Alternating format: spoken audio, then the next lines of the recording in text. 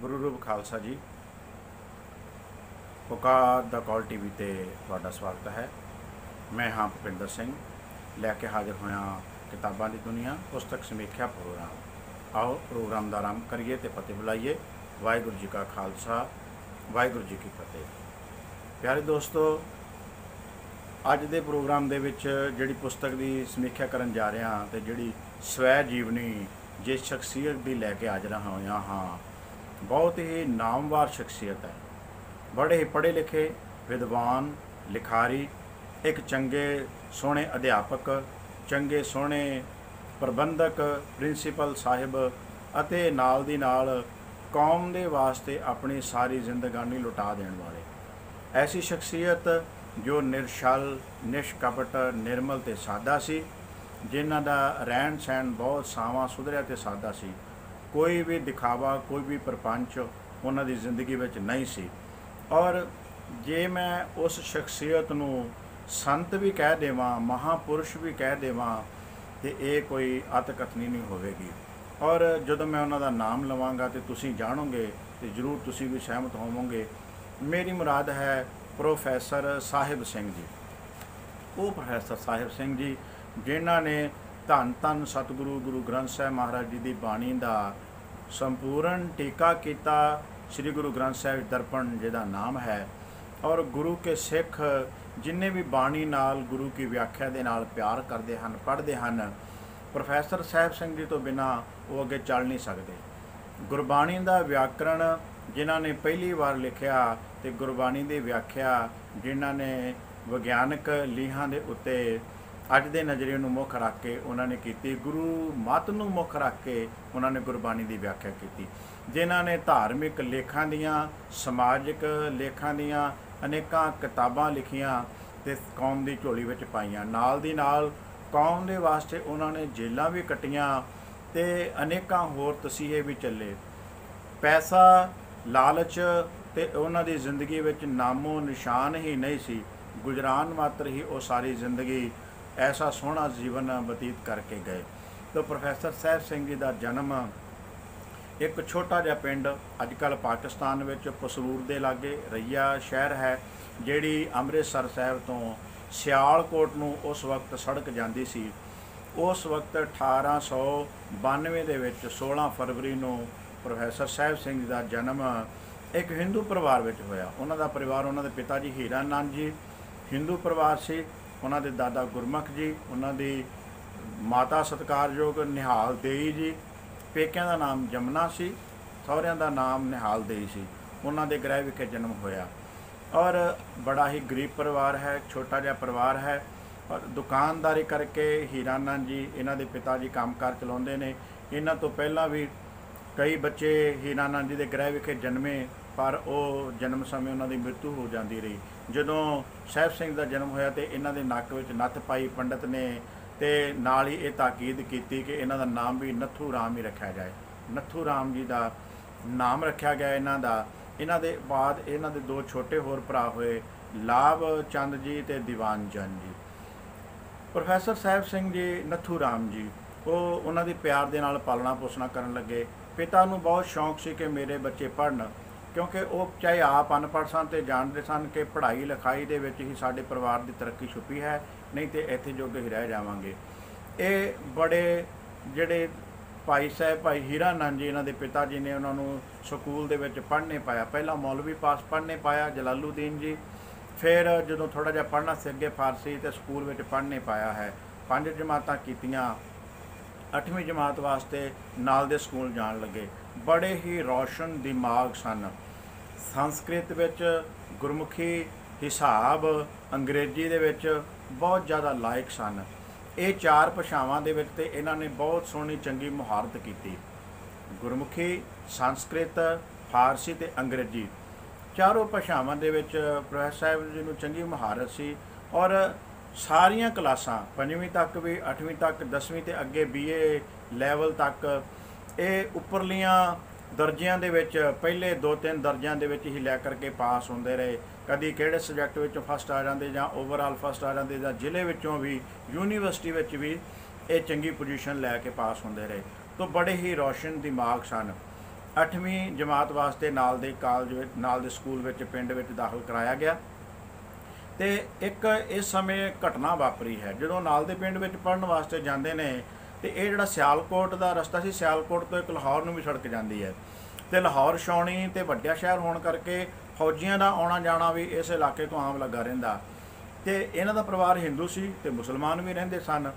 ਕੁਝ ਸਿੱਖ ਫੌਜੀਆਂ ਨੂੰ ਉਹ ਆਉਂਦਿਆਂ ਜਾਂਦਿਆਂ ਦੇਖਦੇ ਤੇ ਮਨ ਵਿੱਚ ਵਿਚਾਰ ਆਉਂਦਾ ਕਿ ਇਹਨਾਂ ਨੇ ਆਪਣੀ ਸਵੈ ਜੀਵਨੀ ਦੇ ਵਿੱਚ ਲਿਖਿਆ ਹੈ, ਕਹਿੰਦੇ ਉਹਨਾਂ ਨੂੰ ਵੇਖ ਕੇ ਮੇਰੇ ਮਨ ਵਿੱਚ ਸਹਿਜੇ ਸਹਿਜੇ ਇਹ ਪ੍ਰੇਰਣਾ ਹੋਣੀ ਸ਼ੁਰੂ ਹੋ ਗਈ ਕਿ ਹਿੰਦੂ ਅਤੇ ਮੁਸਲਮਾਨਾਂ ਨਾਲੋਂ ਸਿੰਘ ਵਧੇਕ ਸੋਹਣੇ ਅਤੇ ਜਵਾਨ ਹਨ। ਇਹ ਪ੍ਰੇਰਣਾ ਵੱਧਦੀ ਗਈ ਤੇ ਸਹਿਜੇ ਸਹਿਜੇ ਮੇਰੇ ਮਨ ਵਿੱਚ ਪੱਕੀ ਹੁੰਦੀ ਗਈ। ਕਈ ਵਾਰੀ ਐਸਾ ਹੋਣ ਲੱਗ ਪਿਆ ਕਿ ਉਹ ਸਿੰਘ ਤਾਂ ਮੇਰੇ ਕੋਲੋਂ ਦੀ ਆਪਣੇ ਰਸਤੇ ਲੰਘ ਜਾਂਦੇ, ਪਰ ਮੈਂ ਉੱਥੇ ਹੀ ਖਲੋ ਕੇ ਕਿਤਨਾ ਚਿਰ ਉਹਨਾਂ ਨੂੰ ਪਿੱਛੋਂ ਤੱਕਦਾ ਰਹਿੰਦਾ। ਇਹ ਮੈਨੂੰ ਹੋਰਨਾਂ ਨਾਲੋਂ ਕਿਉਂ ਵਧੇਕ ਸੋਹਣੇ ਤੇ ਜਵਾਨ ਲੱਗਦੇ? ਇਹਨਾਂ ਦੇ ਸਿਰ ਉੱਤੇ ਕੇਸ, ਮੂੰਹ ਉੱਤੇ ਦਾੜਾ ਸੀ। ਮੈਨੂੰ ਆਪਣੇ ਅੰਦਰੋਂ ਹੀ ਸਦਾ ਇਹੀ ਉੱਤਰ ਮਿਲਿਆ ਕਰੇ। ਆਖਰ ਮਨ ਦੀਆਂ ਨਵੀਆਂ ਸੋਚਾਂ ਉੱਠਣੀਆਂ ਸ਼ੁਰੂ ਹੋ ਗਈਆਂ, ਮੈਂ ਵੀ ਕੇਸ ਕਿਉਂ ਨਾ ਰੱਖ ਲਵਾਂ। ਕੇਸ ਰੱਖ ਕੇ ਫਿਰ ਮੈਂ ਨਾਮ ਬਦਲਣਾ ਪੈਣਾ ਸੀ। ਮੈਂ ਤਦੋਂ ਆਪਣਾ ਨਾਮ ਕੀ ਰੱਖਣਾ ਹੋਵੇਗਾ। ਹੁਣ ਮੇਰੇ ਅੰਦਰੇ ਪੁਰਨੇ ਉੱਠਣੇ ਸ਼ੁਰੂ ਹੋ ਗਏ ਤੇ ਜਿੰਨੀ ਕੁ ਵਾਕਫੀਅਤ ਸੀ ਉਸ ਦੇ ਆਸਰੇ ਮੈਨੂੰ ਨਾਮ ਸਾਹਿਬ ਸਿੰਘ ਵਧੇਕ ਖਿੱਚ ਪਾਉਣ ਲੱਗ ਪਿਆ। ਤੋਂ 8ਵੀਂ ਜਮਾਤ ਤੱਕ ਦੇ ਅਜੇ ਬੜੀ ਛੋਟੀ ਉਮਰ ਦੇ ਵਿੱਚ ਪੜ੍ਹਦੇ ਹਨ। ਸਿੱਖ ਫੌਜੀਆਂ ਨੂੰ ਵੇਖ ਕੇ ਨੱਥੂ ਰਾਮ ਜੀ ਦੇ ਮਨ ਵਿੱਚ ਆਉਣ ਲੱਗ ਗਿਆ ਕਿ ਮੈਂ ਸਿੰਘ ਸਜਣਾ ਹੈ, ਕੇਸ ਰੱਖਣੇ ਨੇ, ਦਾੜਾ ਰੱਖਣਾ ਹੈ, ਸਿਰ ਦੇ ਉੱਤੇ ਦਸਤਾਰ ਸਜਾਉਣੀ ਹੈ। ਕਿਸੇ ਵੀ ਦੁਨੀਆ ਦੇ ਹੋਰ ਮਨੁੱਖ ਦੇ ਨਾਲੋਂ ਸਿੱਖ ਜਿਹੜਾ ਹੈ ਉਹ ਜ਼ਿਆਦਾ ਸੋਹਣਾ ਹੁੰਦਾ ਹੈ। ਤੇ ਇਹ ਗੱਲ ਹੈ ਵੀ ਸੱਚ ਇਕੱਲੇ ਸਾਹਿਬ ਸਿੰਘ ਜੀ ਨੇ, ਨੱਥੂ ਰਾਮ ਜੀ ਨੇ ਬਚਪਨ ਵਿੱਚ ਮਹਿਸੂਸ ਨਹੀਂ ਕੀਤਾ। ਦੁਨੀਆ ਦੇ ਹੋਰ ਬਹੁਤ ਸਾਰੇ ਮਹਾਨ ਵਿਦਵਾਨ, ਅੰਗਰੇਜ਼ ਵਿਦਵਾਨ ਵੀ ਇਹੋ ਹੀ ਮੰਨਦੇ ਹਨ ਤੇ ਆਪਣੇ ਕਈ ਲੇਖਾਂ ਦੇ ਵਿੱਚ ਕਹਿੰਦੇ ਹਨ। ਪ੍ਰੋਫੈਸਰ ਸਾਹਿਬ ਸਿੰਘ ਜੀ ਨੇ 8ਵੀਂ ਕੀਤੀ ਤੇ 9ਵੀਂ 10ਵੀਂ ਵਾਸਤੇ ਹੋਰ ਅੱਗੇ ਸਕੂਲ ਵਿੱਚ ਰਈਏ ਵੱਲ, ਪਸਰੂਰ ਵੱਲ ਪੜ੍ਹਨ ਜਾਣ ਲੱਗ ਪਏ। 10ਵੀਂ ਦੇ ਵਿੱਚ ਜਾਂਦਿਆਂ ਹੋਇਆਂ ਇਹਨਾਂ ਦੇ ਪਿਤਾ ਦੀ ਚੜ੍ਹਾਈ ਕਰ ਗਏ ਹਨ। 13 ਸਾਲ ਦੀ ਉਮਰ ਦੇ ਵਿੱਚ ਇਹਨਾਂ ਦਾ ਵਿਆਹ ਵੀ ਹੋ ਗਿਆ ਹੈ। 15 ਸਾਲ ਦੀ ਉਮਰ ਦੇ ਵਿੱਚ ਮੁਕਲਾਵਾ ਆਇਆ। ਇਹਨਾਂ ਦੇ ਪਿਤਾ ਜੀ ਦੇ ਚੜ੍ਹਾਈ ਕਰਨ ਤੋਂ ਪਹਿਲਾਂ 1 ਮਹੀਨਾ ਪਹਿਲਾਂ ਹੀ ਮੁਕਲਾਵਾ ਆਇਆ ਸੀ। ਅਜੇ 10ਵੀਂ ਦੇ ਵਿੱਚ ਦਾਖਲਾ ਜਾਣਾ ਸੀ। ਪਿਤਾ ਜੀ ਦੀ ਮਨ ਵਿੱਚ ਖਾਹਿਸ਼ ਸੀ ਕਿ ਬੱਚਾ ਅੱਗੇ ਪੜ੍ਹੇ ਤੇ ਜਾਂਦਿਆਂ ਜਾਂਦਿਆਂ ਪਰਿਵਾਰ ਵਾਲਿਆਂ ਨੂੰ, ਬਾਕੀਆਂ ਨੂੰ, ਉਹਨਾਂ ਨੂੰ ਕਹਿ ਵੀ ਗਏ ਕਿ ਸਾਹਿਬ ਸਿੰਘ ਨੂੰ ਅੱਗੇ ਪੜ੍ਹਾਈ ਇਹਨਾਂ ਦੀ ਜਾਰੀ ਰੱਖਣੀ ਹੈ। ਤੇ ਪਿਤਾ ਜੀ ਇਹਨਾਂ ਦੇ ਚੜ੍ਹਾਈ ਕਰ ਗਏ ਹਨ। ਹੁਣ ਅੱਗੇ 10ਵੀਂ ਦੇ ਦਾਖਲੇ ਲਈ ਪੈਸਾ ਕੋਈ ਨਹੀਂ ਹੈ। ਘਰ ਦੇ ਵਿੱਚ ਬਹੁਤ ਗਰੀਬੀ ਹੈ ਤੇ ਦੁਕਾਨਦਾਰੀ ਵੀ ਸਹੀ ਤਰ੍ਹਾਂ ਨਹੀਂ ਚੱਲਦੀ ਹੈ। ਛੋਟੇ ਭਰਾ ਨੇ, ਕਮਾਈ ਦਾ ਕੋਈ ਸਾਧਨ ਨਹੀਂ ਤੇ ਇੱਕ ਜਾਂ ਫਿਰ ਮਾਂ ਹੈ ਵਿਧਵਾ। ਪਿੰਡ ਦੇ ਵਿੱਚੋਂ ਲਾਗੇ ਛਾਗਿਓਂ ਬਹੁਤ ਮੰਗਿਆ, ਪਰ ਮੰਗਿਆਂ ਵੀ ਪੈਸੇ ਨਾ ਮਿਲੇ, ਵਿਆਜ 'ਤੇ ਵੀ ਪੈਸੇ ਨਾ ਮਿਲੇ। ਰਿਸ਼ਤੇਦਾਰਾਂ ਤੋਂ ਪੁੱਛਿਆ। ਇੱਕ ਭੂਆ ਦੇ ਮਨ ਦੇ ਵਿੱਚ ਮਿਹਰ ਪਈ। ਭੂਆ ਨੇ ਆਪਣੇ ਗਹਿਣੇ, ਸੋਨੇ ਦੇ ਗਹਿਣੇ ਗਿਰਵੀ ਰੱਖ ਕੇ ਤੇ ਫਿਰ ਵਿਆਜ ਦੇ ਉੱਤੇ ਪੈਸੇ ਲਿਆ ਕੇ ਇਹਨਾਂ ਨੂੰ ਦਿੱਤੇ ਤੇ ਦਾਖਲਾ ਕਰਾਇਆ ਹੈ। 10ਵੀਂ ਸੋਹਣੇ ਨੰਬਰਾਂ ਦੇ ਵਿੱਚ, ਚੰਗੀ ਡਿਵੀਜ਼ਨ ਦੇ ਵਿੱਚ ਪਾਸ ਕਰ ਲਈ। 10ਵੀਂ ਪਾਸ ਕਰਕੇ ਪੋਸਟ ਆਫਿਸ ਦੇ ਵਿੱਚ ਇਹਨਾਂ ਨੂੰ ਨੌਕਰੀ ਮਿਲ ਗਈ। ਘਰ ਦਾ ਥੋੜ੍ਹਾ ਜਿਹਾ ਗੁਜ਼ਾਰਾ ਸੋਹਣਾ ਚੱਲਣ ਲੱਗਿਆ, ਥੋੜ੍ਹਾ ਜਿਹਾ ਕਰਜ਼ਾ ਵੀ ਲੱਥਣ ਲੱਗ ਗਿਆ। ਪਰ ਨਾਲ ਦੇ ਹੋਰ ਜਿਹੜੇ ਪਹਿਲੇ ਜਮਾਤੀ ਸਨ ਉਹ ਮਿਲੇ, ਕਾਲਜ ਦੀਆਂ ਗੱਲਾਂ ਦੱਸੀਆਂ। ਇਹ ਵੀ ਸੋਚਣ ਲੱਗੇ ਕਿ 70 ਰੁਪਇਆਂ ਦੀ ਤਨਖਾਹ ਨਾਲ ਕਿੱਥੋਂ ਕਰਜ਼ਾ ਉਤਰੇਗਾ। 3-4 ਸ਼ਾਹੂਕਾਰਾਂ ਦਾ ਕਰਜ਼ਾ ਹੈ, ਕਿਉਂਕਿ ਵਿਆਹ ਸਮੇਂ ਵੀ ਕਰਜ਼ਾ ਲਿਆ, ਪੜ੍ਹਾਈ ਸਮੇਂ 10ਵੀਂ ਦੇ ਵੇਲੇ ਵੀ ਕਰਜ਼ਾ ਲਿਆ, ਹੋਰ ਪਰਿਵਾਰ ਦੇ ਕਈ ਨਿਕਸੋ ਕੰਮਾਂ ਵਾਸਤੇ ਵੀ ਕਰਜ਼ੇ ਦੀ ਲੋੜ ਪਈ। ਤੋ ਇੱਦਾਂ ਕਰਜ਼ਾ ਕਿਵੇਂ ਲਾਵਾਂਗਾ, ਸਾਰੀ ਉਮਰ ਲੰਘ ਜਾਏਗੀ, ਮੈਨੂੰ ਹੋਰ ਪੜ੍ਹ ਕੇ ਵੱਡੀ ਨੌਕਰੀ ਵੀ ਕਰਨੀ ਚਾਹੀਦੀ ਹੈ। ਤੇ ਮਨ ਬਣਾ ਲਿਆ। ਹੁਣ ਅਸਤੀਫਾ ਲਿਖਣ ਲੱਗੇ ਹਨ ਤੇ ਇਹ ਕਿਵੇਂ, ਇਹਦਾ ਜ਼ਿਕਰ ਆਪਣੀ ਸਵੈ ਜੀਵਨੀ ਦੇ ਵਿੱਚ ਕਰਦੇ ਨੇ ਪ੍ਰੋਫੈਸਰ ਸਾਹਿਬ। ਕਹਿੰਦੇ ਬੜੇ ਕਸ਼ਟ ਝੱਲ ਕੇ ਮੈਨੂੰ ਰੁਜ਼ਗਾਰ ਮਿਲਿਆ ਸੀ। ਜੇ ਕਾਲਜ ਵਿੱਚ ਪੜ੍ਹਨ ਜਾਣਾ ਸੀ ਤਾਂ ਇਸ ਰੁਜ਼ਗਾਰ ਨੂੰ ਲੱਤ ਮਾਰ ਕੇ ਹੀ ਜਾਣਾ ਸੀ। ਮੈਨੂੰ ਘੜੀ ਮੁੜੀ ਖਿਆਲ ਆਉਂਦਾ ਕਿ ਜੇ ਖਰਚ ਵੱਲੋਂ ਅਦਵਾਟੇ ਰਹਿ ਗਿਆ ਤਾਂ ਫਿਰ ਕੀ ਬਣੇਗਾ। ਲੋਕਾਂ ਵੱਲੋਂ ਫਿਟਕਾਰ ਤੇ ਅਗਾਂਹ ਦਾ ਤੌਖਲਾ, ਇਹ ਦੋਵੇਂ ਮੈਨੂੰ ਮੂੰਹ ਪਾੜ ਕੇ ਡਰਾਉਣ ਲੱਗੇ। ਮੈਂ ਡਾਕਖਾਨੇ ਆਪਣੀ ਕੁਰਸੀ ਉੱਤੇ ਬੈਠ ਕੇ ਅਸਤੀਫਾ ਲਿਖਣ ਲੱਗਾ। ਸਿਰਫ 4 ਸਤਰਾਂ ਹੀ ਲਿਖਣੀਆਂ ਸਨ, ਪਰ ਦਿਲ ਕੰਬੇ, ਹੱਥ ਕੰਬਣ, ਮੁੜ ਮਨ ਡਰੇ। ਫਿਰ ਸੋਚਾਂ ਫੁਰਨ ਕੇ ਅਸਤੀਫਾ ਲਿਖਣ ਤੋਂ ਬਿਨਾਂ ਕਾਲਜ ਵਾਲੇ ਸੁਪਨੇ ਪੂਰੇ ਨਹੀਂ ਹੋਣੇ। ਲੋਢੇ ਪੈਰ ਦੀ ਡਾਕ ਜਾਣ ਤੋਂ ਪਹਿਲਾਂ ਮਸਾਂ ਉਹ 4 ਸਤਰਾਂ ਪੂਰੀਆਂ ਹੋਈਆਂ। मैं ਅਸਤੀਫਾ ਲਿਖ ਕੇ ਵੱਡੇ ਬਾਬੂ ਨੂੰ ਬੇਨਤੀ ਕੀਤੀ ਤੇ ਉਹਨਾਂ ਨੂੰ ਅਸਤੀਫਾ ਦਿੱਤਾ। ਤੇ ਵੱਡਾ ਬਾਬੂ ਵੀ ਤੇ ਡਾਕਖਾਨੇ ਦਾ ਚਿੱਠੀ ਰਸਾਲ ਵੀ ਹੈਰਾਨ ਸਨ। ਉਹਨਾਂ ਦੀਆਂ ਨਜ਼ਰਾਂ ਵਿੱਚ ਮੈਂ ਭਾਰਾ ਮੂਰਖ ਸਾਂ। ਖੈਰ ਅਸਤੀਫਾ ਚਲਾ ਗਿਆ ਤੇ ਇਹ ਪ੍ਰਵਾਨ ਵੀ ਹੋ ਗਿਆ। ਅਸਤੀਫਾ ਦੇ ਕੇ ਘਰ ਗਏ, ਘਰ ਵਾਲਿਆਂ ਨੂੰ ਦੱਸਿਆ।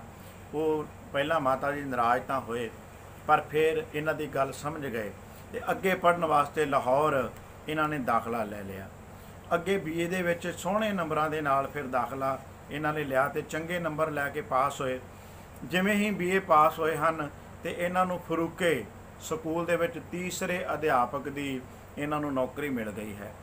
ਉੱਥੇ ਨੌਕਰੀ ਕਰਦਿਆਂ ਹੋਇਆਂ ਫਿਰ ਚੰਗੀ ਤਨਖਾਹ ਵੀ ਮਿਲਣ ਲੱਗ ਗਈ। ਤਨਖਾਹ 100 ਤੋਂ ਵਧੇਕ, 125, 120 ਰੁਪਏ ਤੋਂ ਜ਼ਿਆਦਾ ਇਹਨਾਂ ਦਾ ਗ੍ਰੇਡ ਲੱਗ ਗਿਆ ਹੈ।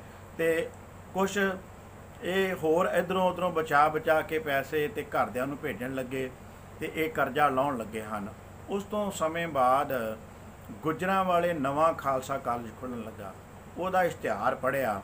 ਉੱਥੇ ਨੌਕਰੀ ਵਾਸਤੇ ਇਹਨਾਂ ਨੇ ਲਿਖ ਭੇਜਿਆ, ਪ੍ਰੋਫੈਸਰ ਦੀ ਨੌਕਰੀ ਵਾਸਤੇ। ਤੇ ਉੱਥੇ ਜਦੋਂ ਲਿਖ ਭੇਜਿਆ ਹੈ, ਇਹਨਾਂ ਦੀ ਖਾਲਸਾ ਕਾਲਜ ਦੇ ਵਿੱਚ ਪ੍ਰੋਫੈਸਰ ਲਈ ਅਰਜੀ ਮਨਜ਼ੂਰ ਹੋ ਗਈ ਤੇ ਉੱਥੇ ਹੋਰ ਜ਼ਿਆਦਾ ਤਨਖਾਹ ਦੇ ਉੱਤੇ ਆ ਗਏ। ਨਰਾਇਣ ਸਿੰਘ ਜੀ ਉੱਥੇ ਪਹਿਲੇ ਪ੍ਰਿੰਸੀਪਲ ਜੀ ਸਨ। ਇਸੇ ਸਮੇਂ ਦੇ ਦੌਰਾਨ ਜਦੋਂ ਲਾਹੌਰ ਪੜ੍ਹਦੇ ਵੀ ਸਨ, ਫਰੂਕੇ ਦੇ ਵਿੱਚ ਵੀ, ਤੇ ਫਿਰ ਗੁਜਰਾਂਵਾਲੇ ਖਾਲਸਾ ਕਾਲਜ ਜਾ ਕੇ ਬਹੁਤ ਹੀ ਗੁਰਮੁਖਿਆਂ ਪਿਆਰਿਆਂ ਦੀ, ਨਰਾਇਣ ਸਿੰਘ ਜੀ ਦੀ, ਪ੍ਰਿੰਸੀਪਲ ਜੋਤ ਸਿੰਘ ਜੀ ਬਾਅਦ ਵਿੱਚ ਆਏ, ਉਹਨਾਂ ਦੀ ਸੰਗਤ ਇਹਨਾਂ ਨੂੰ ਮਿਲੀ। ਉਹਨਾਂ ਦੀ ਗੁਰਮੁਖਾਂ ਪਿਆਰਿਆਂ ਦੀ ਸੰਗਤ ਕਰਨ ਕਰਕੇ ਗੁਰਬਾਣੀ ਦੀ ਝਟਕ ਲੱਗਣੀ ਸ਼ੁਰੂ ਹੋ ਗਈ। ਅੰਮ੍ਰਿਤ ਤਾਂ ਇਹਨਾਂ ਨੇ ਪਹਿਲਾਂ ਹੀ ਛਕ ਲਿਆ ਸੀ। ਸਾਹਿਬ ਸਿੰਘ ਨੱਥੂ ਰਾਮ ਤੋਂ ਬਣ ਚੁੱਕੇ ਸਨ। ਗੁਰਬਾਣੀ ਦੀ ਝਟਕ ਲੱਗੀ, ਗੁਰਬਾਣੀ ਨੂੰ ਪੜ੍ਹਨ ਲੱਗੇ, ਵਿਚਾਰਨ ਲੱਗੇ। ਕੁਝ ਗੁਰਮੁਖ 5-7 ਜਣੇ ਰਲ ਕੇ ਗੁਰਬਾਣੀ ਦੀ ਵਿਚਾਰ ਕਰਦੇ, ਰੋਜ਼ ਸ਼ਾਮ ਨੂੰ ਬੈਠਦੇ ਤੇ ਨਵੀਆਂ ਲੀਹਾਂ ਦੇ ਉੱਤੇ ਗੁਰਬਾਣੀ ਦੇ ਸ਼ਬਦਾਂ ਨੂੰ ਵਿਚਾਰਦੇ, ਵੱਖਰੀ ਵੱਖਰੀ ਵਿਚਾਰ ਦਿੰਦੇ। ਤੋ ਐਸੀ ਗੁਰਬਾਣੀ ਦੀ ਝਟਕ ਲੱਗੀ ਗੁਰਮੁਖਾਂ ਦੀ ਸੰਗਤ ਵਿੱਚ, ਹੋਰ ਜ਼ਿਆਦਾ ਹੋਰ ਅੱਗੇ ਜਾਣਨ ਲੱਗੇ। ਸਹਿਜ ਪਾਠ ਵੀ ਕਰਨ ਲੱਗੇ। ਇੱਕ ਦਿਨ ਸਹਿਜ ਪਾਠ ਕਰਦਿਆਂ ਉਹ ਵਿਆਕਰਣ ਦੀਆਂ ਲੀਹਾਂ ਇਹਨਾਂ ਨੂੰ ਸਮਝ ਪਈਆਂ। ਆਹਰ ਸਭ ਕਰਦਾ ਫਿਰੈ, ਆਹਰ ਇੱਕ ਨਾ ਹੋਏ ਨਾਨਕ, ਜਿੱਤਾ ਹਰ ਜਗ ਉਧਰੈ ਵਿਰਲਾ ਬੁੱਝੈ ਕੋਇ। ਇਹ ਵੇਖਿਆ ਕਿ ਆਹਰ ਸ਼ਬਦ ਵਾਰ-ਵਾਰ ਆਇਆ ਤੇ ਇਹਦਾ ਕੀ ਮਤਲਬ ਹੈ। ਇਹ ਬਦਲ ਕੇ ਰੂਪ ਆਇਆ ਹੈ। ਵਿਆਕਰਣ ਦੀ ਖੋਜ ਵੀ ਸ਼ੁਰੂ ਕਰ ਦਿੱਤੀ, ਲੇਖ ਵੀ ਲਿਖਣੇ ਸ਼ੁਰੂ ਕਰ ਦਿੱਤੇ। ਪ੍ਰਿੰਸੀਪਲ ਜੋਤ ਸਿੰਘ ਜੀ ਨੇ ਲਿਖਣ ਵਾਲੇ ਪਾਸੇ ਤੋਰਿਆ। ਲੀਓ ਟਾਲਸਟਾਏ ਦਾ ਪਹਿਲਾ ਇਹਨਾਂ ਨੂੰ ਇੱਕ ਲੇਖ ਦਿੱਤਾ ਜਿਹਦਾ ਨਾਮ ਸੀ ਰਿਲੀਜਨ ਐਂਡ ਮੋਰੈਲਿਟੀ। ਉਸ ਤੋਂ ਪ੍ਰਭਾਵਿਤ ਹੋ ਕੇ ਇਹਨਾਂ ਨੇ ਲੇਖ ਲਿਖਿਆ ਧਰਮ ਤੇ ਸਦਾਚਾਰ। ਅੱਜ ਕੱਲ੍ਹ ਉਹ ਇੱਕ ਕਿਤਾਬ ਦੇ ਰੂਪ ਵਿੱਚ, ਇਹਨਾਂ ਦੇ ਲੇਖਾਂ ਦੀ ਕਿਤਾਬ ਦੇ ਰੂਪ ਵਿੱਚ ਮਿਲਦਾ ਹੈ, ਧਰਮ ਤੇ ਸਦਾਚਾਰ। ਬਸ ਉੱਥੋਂ ਨਿਬੰਧ ਲਿਖਣੇ ਸ਼ੁਰੂ ਕੀਤੇ ਤੇ ਪਹਿਲੀ ਵਾਰ ਗੁਰਬਾਣੀ ਦੇ ਭੱਟਾ ਸਾਹਿਬਾਨਾਂ ਦੇ ਸਵਈਆਂ ਦੀ ਵਿਆਖਿਆ ਕੀਤੀ। ਗੁਜਰਾਂਵਾਲੇ ਖਾਲਸਾ ਕਾਲਜ ਵਿੱਚ ਪੜ੍ਹਾਉਂਦੇ ਸਨ। ਉਸ ਤੋਂ ਬਾਅਦ ਅੰਮ੍ਰਿਤਸਰ ਸਾਹਿਬ ਖਾਲਸਾ ਕਾਲਜ ਦੇ ਵਿੱਚ ਆ ਗਏ। ਉੱਥੇ ਆ ਕੇ ਗੁਰਬਾਣੀ ਹੋਰ ਜ਼ਿਆਦਾ ਪੜ੍ਹਨ ਲੱਗੇ। ਨਾਲ ਖਾਲਸਾ ਕਾਲਜ ਦੇ ਗੁਰਦੁਆਰੇ ਕਥਾ ਵੀ ਕਰਨ ਲੱਗ ਪਏ ਹਨ। ਤੇ ਇਸ ਤੋਂ ਉਪਰੰਤ ਨਾਲ ਇਹਨਾਂ ਦਾ ਕਰਜ਼ਾ ਵੀ ਸਾਰਾ ਉਤਰ ਗਿਆ ਹੈ, ਜਿਹੜਾ ਸਾਰਾ ਦੇਣਾ ਸੀ। ਭੂਆ ਦਾ ਕਰਜ਼ਾ, ਚਾਚਿਆਂ ਦਾ ਕਰਜ਼ਾ ਵੀ ਉਤਾਰ ਦਿੱਤਾ। ਪਰਿਵਾਰ ਵੀ ਆ ਗਿਆ ਹੈ।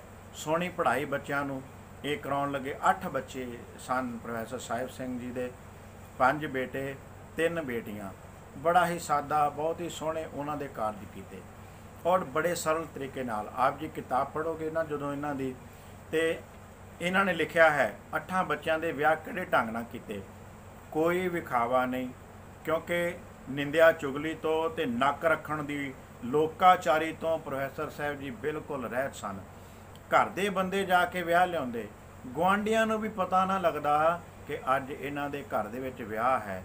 ਕੋਈ ਵਾਜੇ ਗਾਜੇ ਨਹੀਂ, ਕੋਈ ਗੀਤ ਤੇ ਕੋਈ ਸੁਹਾਗ ਨਹੀਂ, ਕੋਈ ਸਿੱਠਣੀਆਂ ਨਹੀਂ, ਕੋਈ ਕੁਛ ਨਹੀਂ ਹੈ। 5-7 ਜਣੇ ਜਾ ਕੇ, 10 ਜਣੇ ਜਾ ਕੇ ਵਿਆਹ ਲਿਆਉਂਦੇ। ਇਸ ਤਰ੍ਹਾਂ ਸਾਧ ਮਰਾਦੇ, ਨਾ ਦਾਜ ਦਿੱਤਾ ਤੇ ਨਾ ਨੋਹਾਂ ਦੇ ਵਾਸਤੇ ਦਾਜ ਲਿਆਂਦਾ। ਇੱਦਾਂ ਦਾ ਸਾਦਾ ਰਹਿਣ ਸਹਿਣ। ਪ੍ਰੋਫੈਸਰ ਸਾਹਿਬ ਦਾ ਕਹਿਣਾ ਸੀ ਕਿ ਹਾਂ, ਸਾਨੂੰ ਆਮ ਲੋਕਾਂ ਨੂੰ ਖਰਚਾ ਨਹੀਂ ਕਰਨਾ ਚਾਹੀਦਾ ਬੇਲੋੜਾ। ਅਜਿਹੀਆਂ ਰਸਮਾਂ 'ਤੇ ਖਾਸ ਕਰਕੇ ਵੱਡੇ ਲੋਕ, ਅਮੀਰ ਲੋਕ, ਜਿਨ੍ਹਾਂ ਕੋਲ ਬੇਸ਼ੁਮਾਰ ਪੈਸਾ ਹੈ, ਬੇਸ਼ੁਮਾਰ ਜਾਇਦਾਦ ਹੈ, ਉਹ ਦਿਖਾਵੇ ਵਾਸਤੇ ਵਿਆਹ ਕਰਨ। ਕਿਉਂਕਿ ਜੇ ਉਹ ਦਿਖਾਵੇ ਵਾਸਤੇ ਵੱਡਾ ਖਰਚ ਕਰਕੇ ਵਿਆਹ ਕਰਨਗੇ ਤਾਂ ਕਈਆਂ ਜਣਿਆਂ ਨੂੰ ਰੁਜ਼ਗਾਰ ਮਿਲੇਗਾ। ਦਰਜੀਆਂ ਨੂੰ, ਬਜਾਜੀ ਵਾਲਿਆਂ ਨੂੰ, ਹਲਵਾਈਆਂ ਨੂੰ, ਨਾਈਆਂ ਝੀਰਾਂ ਨੂੰ, किन्ने जणिਆਂ ਨੂੰ ਰੋਜ਼ਗਾਰ ਮਿਲੇਗਾ, ਤਾਂ ਕਰਕੇ ਉਹ ਖਰਚਾ ਕਰਨਾ। ਅਸੀਂ ਆਮ ਲੋਕ ਕਿਉਂ ਖਰਚਾ ਤੇ ਦਿਖਾਵਾ ਕਰੀਏ?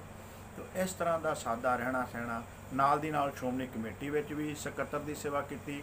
ਲਾਹੌਰ ਅੰਮ੍ਰਿਤਸਰ ਸਾਹਿਬ ਪਹਿਲਾਂ ਲਾਹੌਰ ਵਿੱਚ ਜੇਲ੍ਹ ਕੱਟੀ, ਲਾਹੌਰ ਵਿੱਚ ਵੀ ਜੇਲ੍ਹ ਕੱਟੀ। ਚਾਬੀਆਂ ਦਾ ਮੋਰਚਾ, ਗੁਰੂ ਕੇ ਬਾਗ ਦਾ ਮੋਰਚਾ, ਜੈਤੋ ਦਾ ਮੋਰਚਾ ਤੇ ਨਨਕਾਣਾ ਸਾਹਿਬ ਦਾ ਸਾਕਾ, ਇਹ ਸਾਰੇ ਜਿੰਨੇ ਵੀ ਸਾਕੇ ਸਨ ਇਹਨਾਂ ਨੇ ਆਪਣੇ ਅੱਖੀਂ ਵੇਖੇ ਤੇ ਕੌਮ ਦੇ ਵਾਸਤੇ ਬੇਅੰਤ ਕੁਰਬਾਨੀਆਂ ਵੀ ਕੀਤੀਆਂ।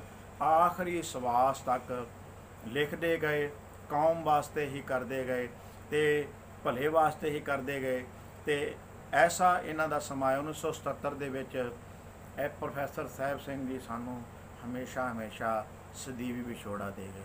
ਤਾਂ ਇੱਦਾਂ ਦੀਆਂ ਸ਼ਖਸੀਅਤਾਂ, ਕੌਮ ਵਾਸਤੇ ਸਮਰਪਿਤ, ਇੱਦਾਂ ਦੇ ਗੁਰਮੁਖ ਜੀਵਨ ਵਾਲੇ ਸੱਚਿਓ ਜਿਨ੍ਹਾਂ ਨੇ ਗੁਰਬਾਣੀ ਦੇ ਅਨੁਸਾਰ ਆਪਣਾ ਜੀਵਨ ਗੁਜ਼ਾਰਿਆ, ਕੇਵਲ ਲਿਖਿਆ ਨਹੀਂ, ਕੇਵਲ ਪੜ੍ਹਾਇਆ ਹੀ ਨਹੀਂ, ਆਪਣਾ ਜੀਵਨ ਵੀ ਗੁਰੂ ਆਸ਼ੀਰਵਾਦ ਦੇ ਅਨੁਸਾਰ ਗੁਰੂ ਅਮਲਾਂ ਦੇ ਉੱਤੇ ਚੱਲਦਿਆਂ ਹੋਇਆਂ ਨਿਭਾਇਆ।